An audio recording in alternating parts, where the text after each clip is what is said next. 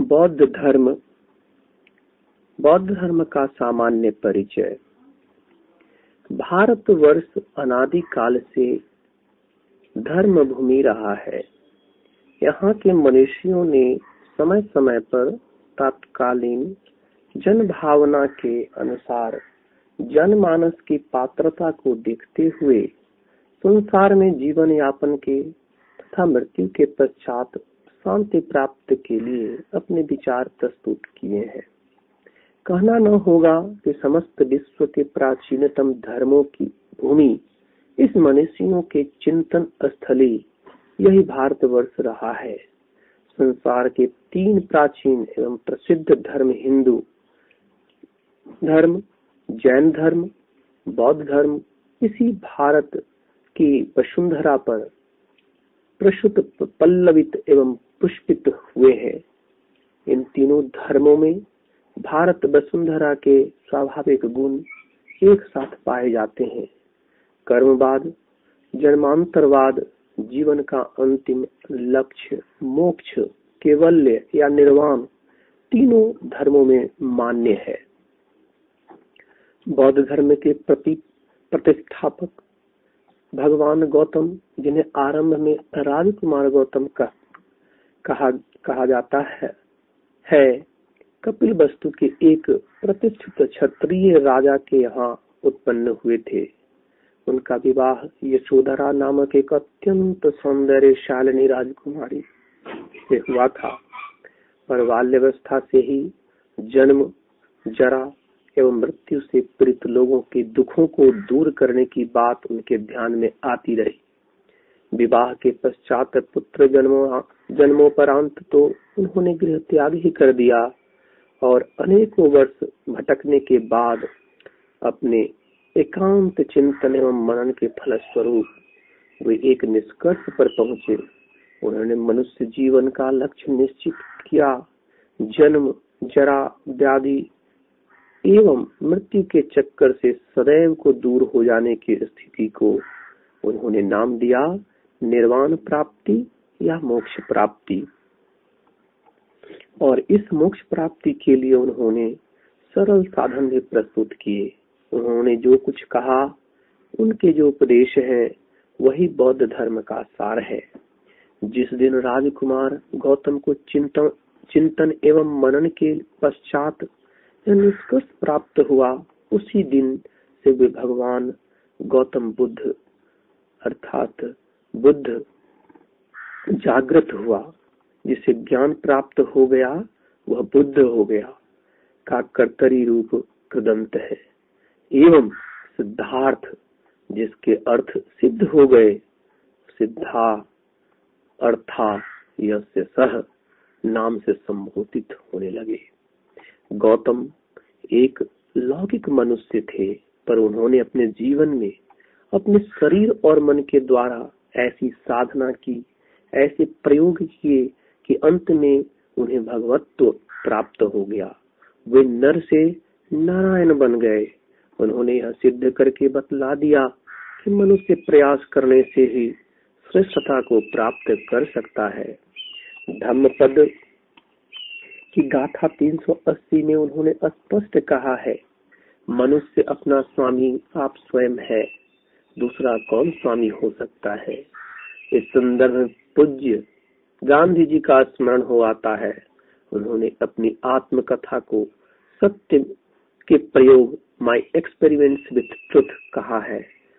गांधी जी भी अपने शरीर और मन को एक प्रयोगशाला मानते रहे हैं और शरीर एवं मन पर प्रयोग करते करते वे एक ऐसी स्थिति पर पहुंच गए थे जहां उन्हें विचलित करना आसान न था। भगवान गौतम ने भी अपने जीवन से स्पष्ट कर दिया कि एक साधारण से साधारण मनुष्य भी साधना से आगे बढ़ सकता है। बौद्ध धर्म का साध्य मनुष्य जीवन में दुख एवं संतापों से परिपूर्ण है। जन्म से लेकर मृत्यु पर्यंत जीवन में दुख ही दुख है। जन्म, जरा, व्याधि एवं मृत्यु के चक्कर में मनुष्य पड़ा रहता है। यही नहीं, मृत्यु के पश्चात पुनः जन्म, जरा, व्याधि और मृत्यु, और पुनः यही चक्र चलता रहता है। अतः बौद्ध धर्म में हिंदू एवं जैन धर्म की भांति ही इस दुखपूर्ण जीवन चक्र को सदैव के लिए नष्ट कर देने के लिए अपना ध्येय, लक्ष्य या साधन माना है।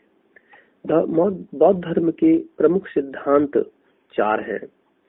पहला, संसार दुखमय है, यह संसार दुख से पूर्ण है। जन्म, जरा, व्याधि एवं मरण, अप्रिय का मिलन, प्रिय का वियोग दुखपूर्ण है। दूसरा, इस दुखों का कारण है। इन दुखों की उत्पत्ति किन्हीं कारण से होती है।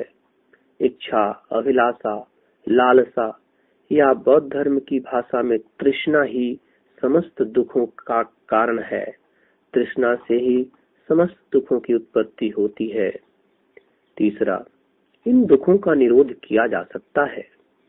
कारण के नष्ट कर देने से कार्य स्वयं नष्ट हो जाता है। इन दुखों का कारण इच्छा, अभिलाषा, लालसा या तृष्णा है। इनका त्याग कर देने से दुख नष्ट हो जाता है। चौथा, इनको त्याग करने का मार्ग है। दुखों के कारणभूत इच्छा, तृष्णा आदि का त्याग सरलता पूर्वक नहीं किया जा सकता, पर इन्हें त्याग करने का उपाय है, मार्ग है। इस मार्ग को भगवान बुद्ध ने अष्टांगिक मार्ग कहा, और इन अष्टांगिक मार्गों में निम्नलिखित 8 बातें हैं। पहला, सम्यक दृष्टि, उपरयुक्त चारों आर्य सत्यों में पूर्ण विश्वास रखना। दूसरा, सम्यक संकल्प, अकार्य को न करने का दृढ़ संकल्प निश्चय करना। सम्यक वचन, तीसरा सम्यक वचन, असत्य भाषण, बकवास आदि से दूर रहना। चौथा, सम्यक व्यवहार, प्राणी हिंसा तथा दुराचार आदि से बचना। पांचवा, सम्यक आजीव, सत्य प्रकार से आजीविका चलाना, सदाचार पूर्वक रहना। छठा, सम्यक व्यायाम, मानसिक दोषों को पराजित करना। सम्यक स्मृति, जन्म, जरा, मृत्यु का सदैव स्मरण रखते हुए जीना। सम्यक समाधि, तर्क, विचार, शांति और एकाग्रता का आश्रय लेना। उपर्युक्त अष्टांगिक मार्ग बौद्ध धर्म का साधन पक्ष है।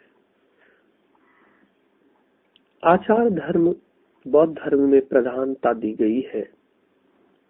आचार धर्म को बौद्ध धर्म में प्रधानता दी गई है। इस धर्म में नैतिक चरित्र एवं आचरण का बड़ा महत्व माना गया है। मनुष्य का अच्छा या बुरा होना, सुखी या दुखी होना उनके कार्यों एवं आचरण पर निर्भर है।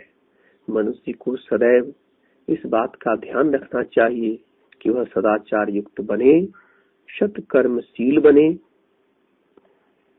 अब विश्लेषण थोड़ा बौद्ध दर्शन पर करने का है। बौद्ध दर्शन क्या है? दर्शन का विषय है सृष्टि, जन्म, मृत्यु, परालोकवाद, ईश्वर आदि के संबंध में विचार। भगवान बुद्ध ने इन प्रश्नों को अव्यक्त यानी अनिर्वचनीय कहा है, अर्थात ये प्रश्न पूछने या जानने योग्य नहीं है। इसके जानने या न जानने से मनुष्य को कोई हानि लाभ नहीं हो सकता, अतः इसका जानना व्यर्थ है। ईश्वर एवं ईश्वर भक्ति के संबंध में इस दर्शन का निष्कर्ष है कि ईश्वर भक्ति पर भरोसा रखने वाले मनुष्य में शिथिलता एवं पराश्रयता का उदय हो जाता है। भक्ति के सहारे ईश्वर या देवता के भरोसे रहकर मनुष्य असद आचरण कर सकता है और ईश्वर या देवता से अपनी भक्ति के बल पर उस असद आचरण को क्षमा भी करवा सकता है। इसलिए यहाँ भक्ति या ईश्वर का कोई स्थान नहीं है। उसका सिद्धांत है सदाचारी बनो, स्वावलंबी बनो, तुम स्वयं ही अपना उत्कर्ष कर सकते हो, तुम्हारा उत्कर्ष साधन कोई दूसरा नहीं कर सकता। कर्म सिद्धांत और पुनर्जन्म में इस दर्शन को विश्वास है। मनुष्य कर्म के अनुसार ही पुनर्जन्म लेता है तथा कर्म के बंधन छूटने को ही निर्वाण कहते हैं। तप की पराकाष्ठा इसमें उचित नहीं समझी गई है। अधिक शारीरिक या मानसिक कष्ट सहन करना अच्छा नहीं है। उसी प्रकार सांसारिक पदार्थों में अत्यंत लिप्त हो जाना भी ठीक नहीं समझा गया है। इन दोनों वृद्ध सीमाओं के बीच उन्होंने सुवर्ण मध्य को स्वीकार किया है, जिसमें न अतिशय तपस्या और न अतिशय भोगलिप्सा निहित है। बौद्धों के 3 रत्न हैं, बुद्ध, संघ एवं धर्म। प्रत्येक मनुष्य को इस धर्म में दीक्षित होने के समय इन तीनों की शरणों में जाने की प्रतिज्ञा करनी पड़ती है।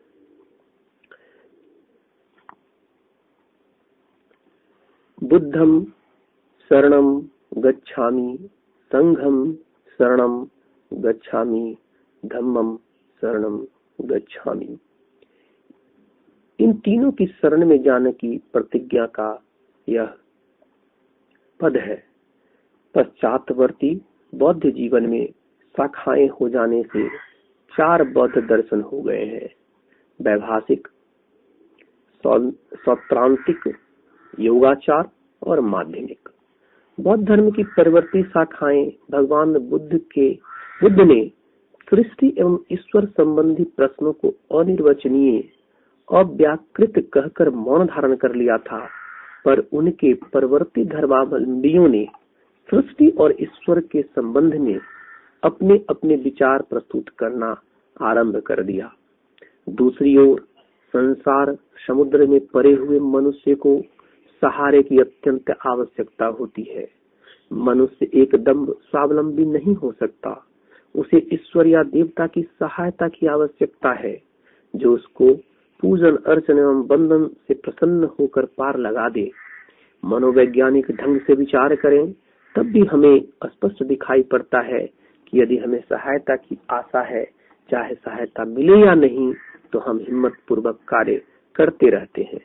यदि हमारा कोई सहारा ही नहीं तो हम दम तोड़ देते हैं और निसहाय बनकर बैठ जाते हैं। इन्हीं 2 कारणों या कर्मियों की पूर्ति के लिए पश्चातवर्ती बौद्ध धर्म में महायान शाखा का जन्म हो गया, जिसमें ईश्वर के स्थान पर गुरु की पूजा होने लगी। दूसरी शाखा जिसमें परंपरागत बातें ही थी, हीनयान कहलाई। धीरे धीरे बौद्ध साहित्य में भी पौराणिक कहानियों के समान सैकड़ों कहानियां बुद्ध के जन्म संबंधी बना दी गईं और उनका खूब प्रचार जोर शोर से होने लगा। महायान शाखावलंबी बौद्ध सभी के निर्माण की कामना करते हैं। वे अत्यंत उदार होते हैं।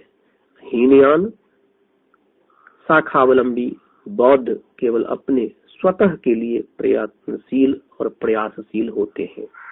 महायान शाखा में हिंदू धर्म का प्रायः पूर्ण स्वरूप दृष्टिगोचर होता है। इसमें बुद्ध को सर्वशक्तिमान माना गया है तथा जिस प्रकार विष्णु अवतार लेते हैं उसी प्रकार बुद्ध के भी अवतार बतलाए गए हैं। बुद्ध की प्रतिमाएं बनने लगी तथा पूजा होने लगी और बौद्ध भिक्षु पुरोहितों का काम भी करने लगे। बौद्ध धर्म की विशेषताएं। बौद्ध धर्म हिंदू धर्म की आडंबर प्रियता की प्रतिक्रिया में उत्पन्न हुआ है। अतएव इस धर्म में यज्ञ का पूर्ण विरोध किया गया है। यह धर्म आचार प्रधान धर्म है, अतः इसमें उच्च प्रकार की नैतिकता एवं सदाचार का विशेष महत्व है। इस धर्म में निराशावाद अधिक है। जीवन को निराशपूर्ण एवं दुखमय समझा गया है तथा इस निराशा एवं दुख से दूर होने के उपाय बतलाए गए हैं। इस धर्म में कर्म फल में पूर्ण विश्वास है। मनुष्य को अपने कर्मों का फल भोगना पड़ता है और कर्म फल भोगने के लिए ही उनके अनेक जन्म होते हैं। इस धर्म में, प्रारंभिक धर्म में, ईश्वर की आवश्यकता नहीं समझी गई है। ईश्वर एवं सृष्टि सिद्धांत के बारे में भगवान बुद्ध मौन रहे हैं। ज्ञान और भक्ति को छोड़कर इस धर्म में कर्म और सदाचारण का विशिष्ट महत्व प्रदर्शित है। भारतीय संस्कृति को बौद्ध धर्म की देन है। भारतीय संस्कृति को बौद्ध धर्म ने बहुत कुछ दिया है। पहला, जिसमें कलाओं की उन्नति है। दूसरा, साहित्य का विकास भी हुआ है। तीसरा, सरल एवं लोकप्रिय धर्म भी प्रस्तुत की गई है। और चौथा, उच्च नैतिक आदर्श भी दिया है। पहला, कलाओं की उन्नति। कला के माध्यम में, चित्रकार की तूलिका में, मूर्तिकार की छेनी में एवं नर्तकी की मुद्रा में भारतीय संस्कृति के जो दर्शन हम पाते हैं अद्वितीय है। अजंता की चित्रकला, कार्ले आदि की बौद्ध गुफाएं, सांची, भरहुत तथा अमरावती के स्तूप, अमरावती व मथुरा की मूर्तियां तथा अशोक के शिला स्तंभ भारतीय कला के अच्छे नमूने हैं। दूसरा, साहित्य का विकास। पाली में समस्त बौद्ध साहित्य का प्रणयन हुआ है। पाली साहित्य में त्रिपिटकों का अपना महत्व है। पाली भाषा का भाषा विज्ञान एवं प्राचीन भाषाओं में तुलनात्मक अध्ययन करने में महत्व किसी से छिपी नहीं है। तीसरा, सरल एवं लोकप्रिय धर्म। इस धर्म के द्वार सभी के लिए खुले थे और यह धर्म हिंदुओं के धार्मिक कर्म कांडों के समान जटिल नहीं था। इसमें केवल एक महत्व की बात थी, सदाचरण, और उसका पालन करना सभी को सरल था। चौथा, उच्च नैतिक आदर्श। इस धर्म में सदाचार, लोक सेवा एवं त्याग पर अत्यंत ही बल दिया गया है। महायानियों ने तो अपने स्वयं के निर्माण की परवाह न करके प्राणी मात्र के दुख दूर करने एवं उनके निर्वाण प्राप्ति में सहयोग देने को अपने जीवन का लक्ष्य माना है। बौद्ध धर्मावलंबियों के द्वारा भारतीय संस्कृति का प्रचार एवं प्रसार भी हुआ। बौद्ध धर्म का उत्कर्ष सम्राट अशोक के समय में हुआ था। इस धर्म को विश्व धर्म बनाने का श्रेय उन्हीं को है। उन्होंने अपने पुत्र महेंद्र एवं पुत्री संघमित्रा को लंका धर्म प्रचार के लिए भेजा था। चीन, कोरिया, मध्य एशिया, बर्मा, श्याम मलाया, जावा, सुमित्रा आदि में हमारी संस्कृति का ध्वज बौद्ध धर्मावलंबियों द्वारा फहराया गया था। बौद्ध धर्म और हिंदू धर्म में प्रमुख समानताएं और विषमताएं भी हैं। दोनों धर्म कर्मवाद और पुनर्जन्म में विश्वास करते हैं। दोनों धर्मों का साध्य है जन्म, जरा, व्याधि एवं मृत्यु से छुटकारा पाना। हिंदू धर्म में सृष्टि के संबंध में विभिन्न प्रकार की धारणाएं हैं, पर भगवान बुद्ध ने इस प्रश्न का कोई उत्तर नहीं दिया। हिंदू धर्म ईश्वरवादी है।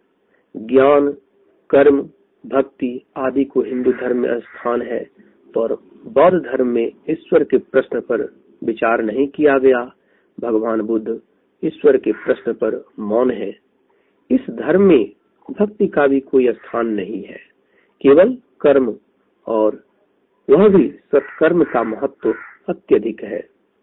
परवर्ती बौद्ध धर्म में महायान शाखा में हिंदू धर्म के समान अवतारवाद, मूर्ति पूजा, पौराणिक गाथाएं, भिक्षुओं की पुरोहित के रूप में प्रतिष्ठा, गुरु का सम्मान आदि का प्रचलन हो गया।